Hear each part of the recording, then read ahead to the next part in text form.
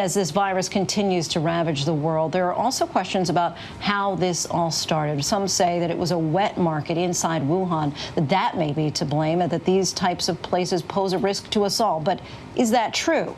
Our Maggie Ruley files this report. China is now reporting many more cases of SARS. The outbreak spreads. More people infected this morning with that dangerous new strain of bird flu. A new front opening in the fight against Ebola. Word of a deadly illness arriving in America for the first time. It is called MERS. The new coronavirus may be the first pandemic in recent memory to shut down the world, but it's not the first of its kind, and scientists say it won't be the last. We'll never be able to be risk-free. There will always be potential of spillover as we co-evolve on this planet. That's the way it's going to be. About 3/4 of all infectious diseases originate in animals, some exotic, others from livestock like chickens. Even the seemingly cute and cuddly, all could be vectors for highly infectious, potentially deadly, novel virus outbreaks in humans through contact or consumption. And many scientists fear wildlife wet markets, where thousands of people and animals gather together, are a breeding ground for outbreaks. I think they should shut down those things right away. The nation's leading infectious disease expert, Dr. Anthony Fauci, tells Fox and Friends that now is the time to act. It boggles my mind how when we have so many diseases that emanate out of that unusual human-animal interface that we don't just shut it down. At least 60 U.S. lawmakers have signed on to a global ban.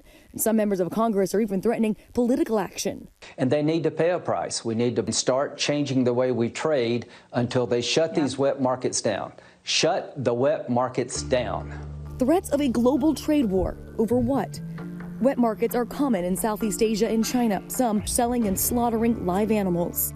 We just need to ban these markets of live animals for commercial purposes, because that will reduce the hazard and the risk for spillover to humans. Dr. Christian Walzer calls these markets cauldrons of contagion. You're bringing together animals from a large variety of geographic locations. These are wild animals which would never meet each other in real life. And you just create this artificial interface here where all these animals come together, you stack them on top of each other, and they will just be shedding viruses and exchanging viruses. And then add into the mix, thousands and thousands of people that come to visit and go shopping there every day. You have a perfect interface where you can get viruses to jump over from animals into humans. It was under these conditions in this walled-off building now under guard in Wuhan, China, that it's believed some of the first cases of COVID-19 were discovered at the Hunan Seafood Wholesale Market. Here, you could buy livestock familiar to so many of us in the West, but there was also an entire wild animal section that offered things like porcupines, snakes, and baby crocodiles. And while scientists have not yet been able to confirm the exact sequence of events, most believe it started in a bat, an animal known for carrying dangerous viruses. It's then thought to have jumped to an intermediate animal, perhaps a snake or a pangolin, before jumping to a human.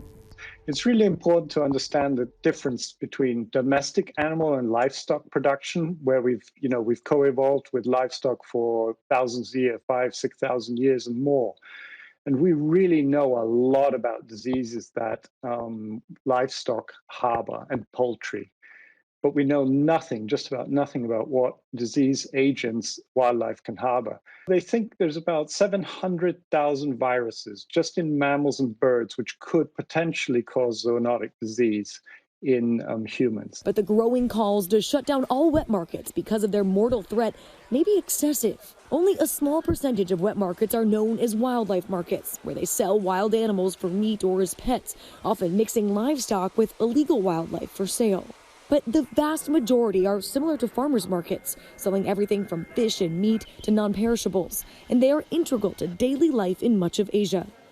In newly reopened Wuhan, we met this man. He's shopping for tofu, vegetables, and other food staples for his family. He says wet markets are essential for daily life here. And even though Western supermarkets are gaining in popularity, most still rely on places like this. When Wuhan went under lockdown as infections and deaths surged, it was this massive wet market that residents relied on for survival. These stalls providing enough food to feed the entire city of 11 million for nearly 3 months. The World Health Organization acknowledges that wet markets are an important source of affordable food and livelihood for millions of people, but saying that in many places they've been poorly regulated and poorly maintained.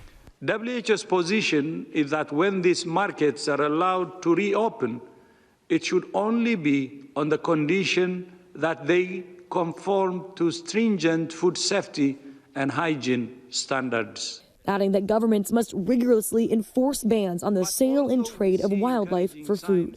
After the last major bird flu outbreak less than a decade ago, most livestock and poultry slaughter were moved away from these facilities. And after this current outbreak, the Chinese government has banned the trade and consumption of wild animals for food. But there are concerns about how well these restrictions will be enforced. And the government has not yet banned the commercial sale of wild animals for pets, traditional medicine, or ornamental uses. And there are fears that even as these illegal markets are shut down, the wildlife trade will simply move online, a place that's already beginning to gain in popularity. Most of the wet market is not a problem whatsoever. It's actually only the wildlife trading component, which honestly can be huge. Dr. Walser says the entire chain of wildlife trade is a threat. We're very focused on the market at the moment, and everyone talks about the market, but there's a whole trade chain where these animals come in contact with humans. So the spillover can happen anywhere along that chain. Official Chinese figures for wildlife trade and consumption showed that it was a $74 billion industry, providing work for 14 million people over the past decade. These exotic animals are often a luxury or used in ancient medicine, but certain animals are also eaten in rural areas, similar to how some Americans eat game, like deer.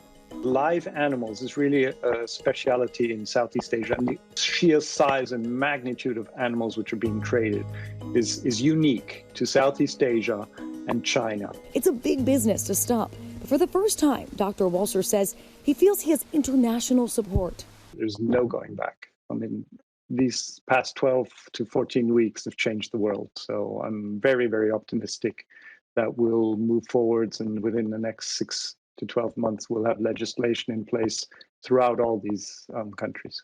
Speaking before Congress on Wednesday, Dr. Walser argued that it's going to take a collective global approach to shut down this trade.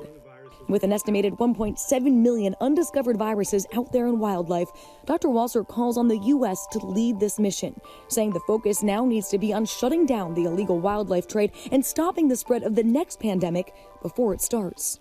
It's really, just to say it's unfortunate is not putting it hard enough. It's really very sad to see that it's taken this pandemic, basically, and all the suffering that goes with it and the economic devastation and so on, to actually make us realize that the costs involved, that the costs sort of generated by the legal and illegal trade in wildlife can never, ever be justified. Maggie Rulli, ABC News, London. Really illuminating reporting. Our thanks to Maggie for that. Hi, everyone. George Stephanopoulos here. Thanks for checking out the ABC News YouTube channel. If you'd like to get more videos, show highlights, and watch live event coverage, click on the right over here to subscribe to our channel. And don't forget to download the ABC News app for breaking news alerts. Thanks for watching.